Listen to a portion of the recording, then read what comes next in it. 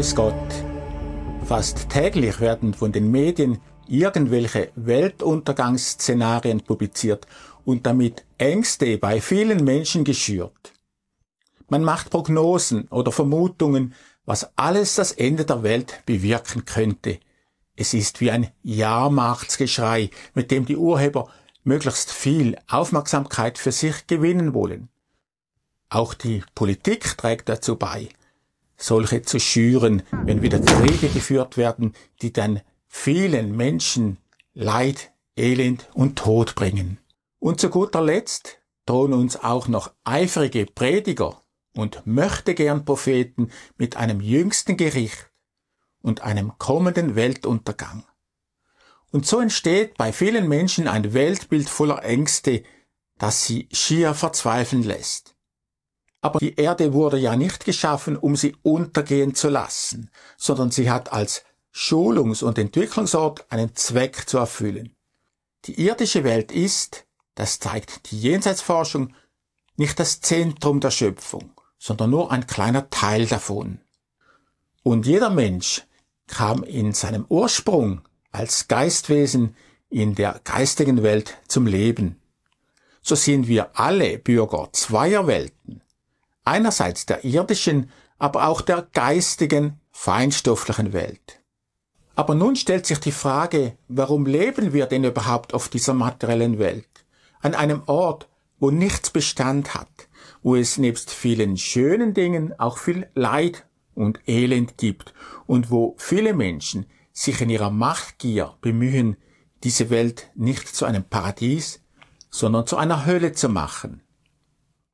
Das hat Gründe, aber um das zu verstehen, muss man zurück in die Anfänge der geistigen Schöpfung blicken. Denn auch die jenseitige Welt hatte einmal einen Anfang und eine Entstehungsgeschichte. Noch anzumerken ist, bei all diesen Ausführungen folge ich den Gedankengängen von Origenes, einem der größten Gelehrten des christlichen Altertums. Gehen wir zuerst einmal 2000 Jahre zurück. Damals war hier das Römische Reich an der Macht. Mit ihrer Armee dehnte sie ihr Reich immer weiter aus und unterjochte mit Gewalt viele Völker. Es beherrschte auch Israel zu der Zeit, als Christus geboren wurde. Im Christentum lehrt man, dass Gott seinen Sohn auf die Welt sandte, um uns zu erlösen. Aber von was sollte die Menschheit denn überhaupt erlöst werden? Christus sprach zu seiner Lehrzeit, und das wird immer viel zu wenig beachtet, von zwei jenseitigen Reichen. Vom Reich Gottes und von einem Totenreich. Die irdische Welt wurde von Christus dem Totenreich zugeordnet, wo der Fürst der Unterwelt seine Herrschaft hat. Er kam also bei seiner Geburt aus dem Reich Gottes in eine ihm feindlich gesinnte Welt, dessen Bewohner den Göttern der Unterwelt dienten. Er kam in eine Welt, in der die Menschheit oft in Kriege verstrickt und wo viele in größter Armut, Krankheit oder Sklaverei leben mussten. Die Erlösungsmission von Christus war von Beginn weg, im wahrsten Sinne des Wortes, ein Höllenfahrtskommando. Er war sich in seiner Lehrzeit bewusst, wie schwierig seine Aufgabe sein würde und dass er hier den Wirkungskräften der Unterwelt ausgesetzt war. Bei seiner Lehrtätigkeit kam er schnell in Konflikt mit der jüdischen Priesterschaft und er musste oft vor deren Nachstellungen fliehen. Denn diese wollten sich ihre Gläubigen nicht abspenstig machen lassen, da ging es um ihre Macht. Christus klagte oft mit harschen Worten über diese Priester. Aber er ließ sich auch durch ihre Nachstellungen nicht beirren und setzte seine Lehrtätigkeit fort. Er sprach auch davon, woher er kam. Er sagte, mein Reich ist nicht von dieser Welt. Wäre mein Reich von dieser Welt, würden meine Diener dafür kämpfen, dass ich nicht an die Juden ausgeliefert werde. Aber er sprach nicht nur davon, dass er König vom Reiche Gottes ist, sondern er gab auch Beweise seiner Herkunft. Denn er bewirkte Wunder und Heilungen, die es vor ihm noch nie gegeben hatte. Zu seinen Zuhörern sprach er auch von seinem Auftrag, den er vom Vater bekommen hatte. denn ich bin nicht gekommen, die Welt zu richten, sondern die Welt zu retten. Und ebenso will euer Vater im Himmel nicht, dass auch nur einer, und sei es der geringste, verloren geht. Kurz bevor er durch Verrat von einer Häschertruppe des Tempels ergriffen wurde, sagte er, es kommt der Herrscher dieser Welt. Und damit meinte er Satan. Nachdem Christus zuerst durch den Hohepriester verhört worden war, wurde er mit falschen Anschuldigungen an die römische Besatzungsmacht ausgeliefert. Denn die Justiz lag bei den Römern. Diese interessierten sich zwar nicht für jüdische Religionsfragen, aber sie kannten keine Gnade gegenüber allem, was als Widerstand gegen ihre Staatsmacht ausgelegt werden konnte. Christus wurde dann zur brutalsten aller Hinrichtungsformen verurteilt, nämlich zum Kreuzigungstod. Als Begründung für sein Todesurteil wurde eine Tafel am Kreuz angeschlagen, darauf stand König der Juden. Christus hatte sich zwar als König des Reich Gottes bezeichnet, aber mit diesem Begriff konnten die Römer nichts anfangen. Also wurde das einfach als versuchte Aufruhr umgedeutet. Aus menschlicher Sicht schien es dann, als wäre Christus mit seiner Mission gescheitert. Das war er aber keinesfalls, denn das Hauptgeschehen der Erlösung war kein irdisches, sondern ein geistiges Ereignis. Christus war, so heißt es, nach seinem Sterben in das Totenreich abgestiegen und habe Gefangene befreit.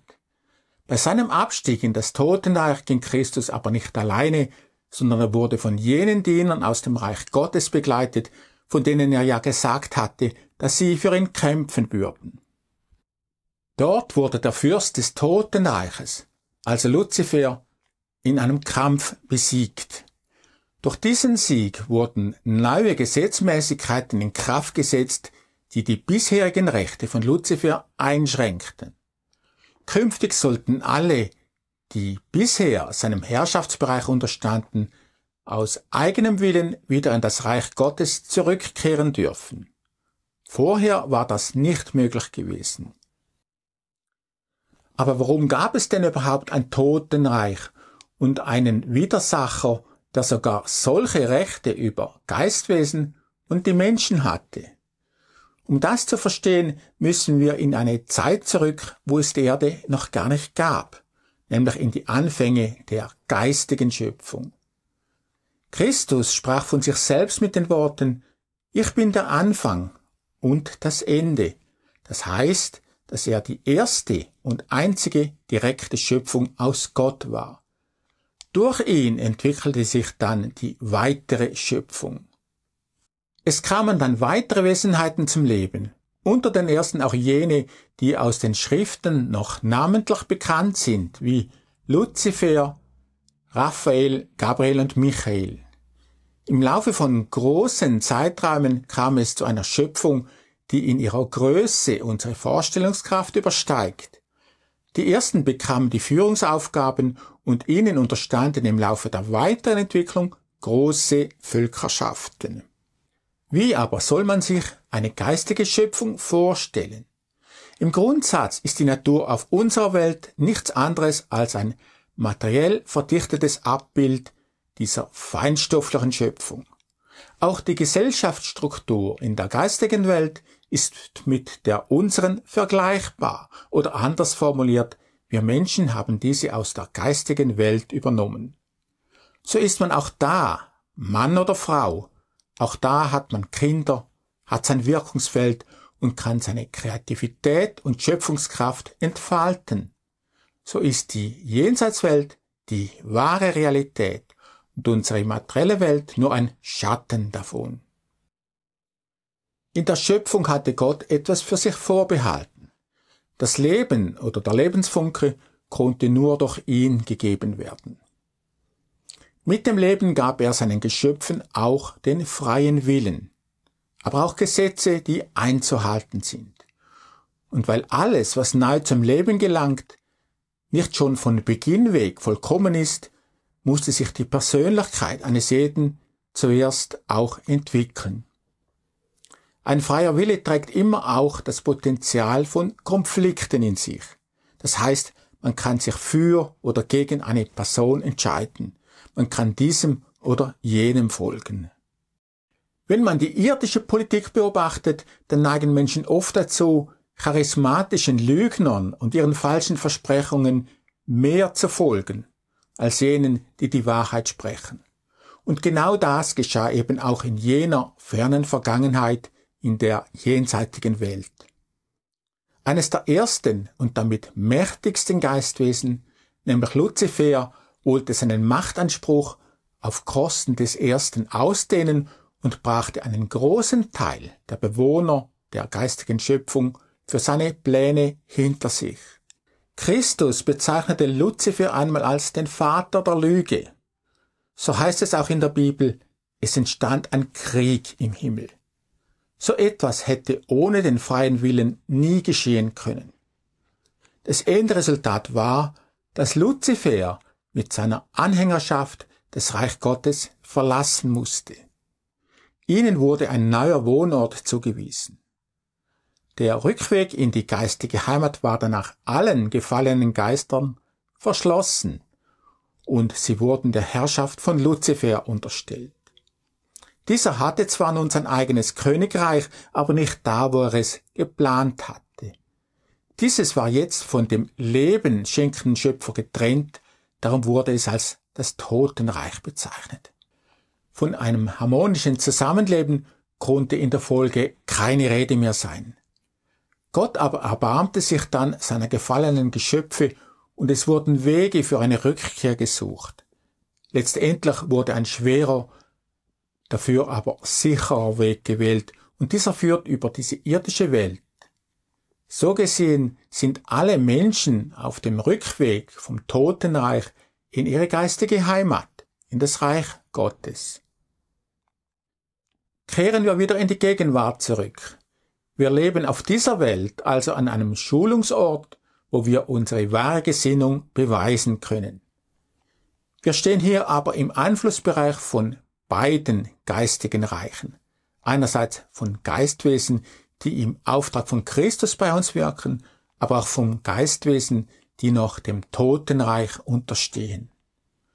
So muss jeder selbst entscheiden, welchen Stimmen er in seinem Tun und Lassen Gehör schenken will. Das ist der Maßstab, an dem jeder gemessen wird.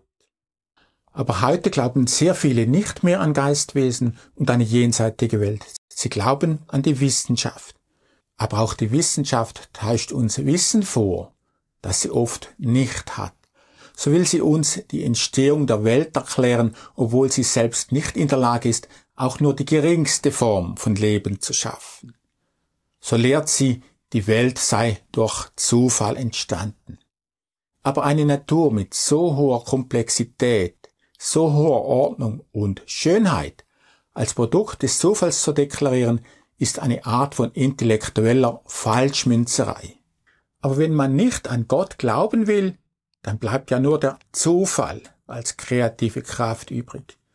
So ist der Zufall vielen Menschen zur Ersatzreligion geworden, mit der Folge, dass damit die Beziehung zu Gott und zu einer Jenseitswelt verloren gegangen ist. Aber auch die Religionen bemühen sich nicht ernsthaft darum, mehr über die jenseitige Welt zu erfahren. Einer der größten Fehler der christlichen Kirche geschah, als sie sich zur Staatskirche des Römischen Reiches machen ließ. Die christliche Priesterschaft gewann dadurch zwar an Macht, aber um den Preis, dass sie sich in den Dienst der römischen Kaiser zu stellen hatten. Diese nahmen sogar Vorsitz bei Konzilien ein, als wichtige Glaubenslehrsätze beschlossen wurden. Letztendlich führte das zu einem falschen Erlösungsverständnis, weil an solchen Konzilien die Apokatastasis, also die Lehre von der Wiederherstellung, abgelehnt und sogar mit Bannflüchen belegt wurde. Origenes war ein Vertreter eben dieser Apokatastasis, was heißt, dass durch das Erlösungswerk, durch Christus, in ferner Zukunft alle gefallenen Geistwesen wieder in das Reich Gottes zurückkehren werden. Christus hatte bei seinem Erlösungswerk ja nicht das Ziel, das Totenreich zu halten oder gar aufzufüllen, sondern es aufzulösen. Aber die römische Kirche lehnte solches ab und wollte lehren, dass die Hölle ewig brennen und Ungläubige ewig leiden müssten. Mit dieser Drohung konnte sie mehr Druck auf ihre Gläubigen ausüben und damit gefügig machen. Heute führen aber solche Glaubenssätze dazu, dass sich Menschen von den Kirchen abwenden, weil sie die Erlösung durch Christus gar nicht mehr verstehen. Wenn wir zum Fazit kommen, wer jetzt schon erkennt, dass es eine jenseitige Welt gibt und diese irdische Welt nur ein Prüfungsort ist, der wird sein Leben anders ausrichten.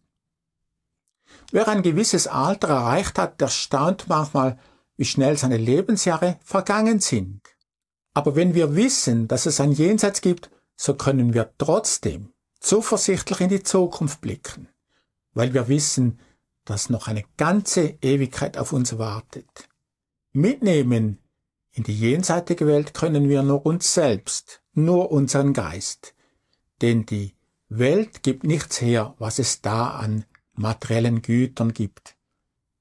Seien wir Christus also dankbar, dass er die Möglichkeit geschaffen hat, dass wir den Rückweg in die ursprüngliche Heimat wieder in Angriff nehmen dürfen.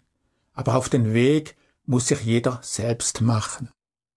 In unserer geistigen Heimat werden wir wieder das finden, was wir immer vermisst haben, nämlich wahre Liebe, wahren Frieden, wahre Schönheit und wahres Glück in unserem künftigen Dasein.